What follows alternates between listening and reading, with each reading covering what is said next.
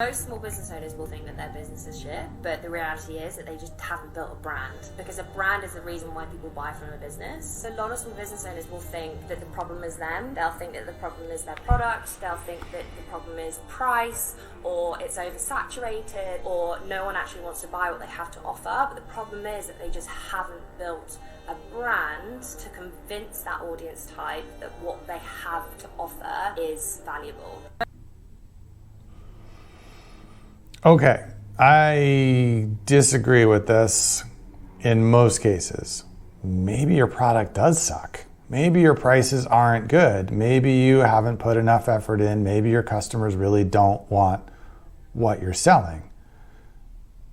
It may also be that you didn't create a good brand, but that isn't necessarily the first place I would look. You could create a horrible product that nobody wants and then spend a fortune designing an amazing logo and doing all kinds of branding to really put your stamp on that product. But it's still a crappy product that nobody wants. So what good did that do you? Yes, it's helpful to have a brand, but in one of the other videos we did recently where we're talking about branding and positioning, I think positioning is the much more important piece of that.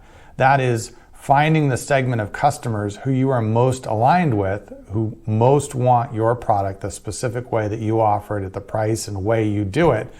And figuring that out and mastering your positioning in the market for the product or service that you're selling, that's the most important thing to do. And that will help you determine the price and the color and the way you sell it and the features that it has and the marketing you do and also the brand. But you can't brand something that's otherwise crap and just because you have a brand, expect that suddenly that's going to fix it. So it's not that your business does or doesn't suck. It may suck, it may not. But having a brand, stapling a brand onto an otherwise sucky business is not going to fix it necessarily.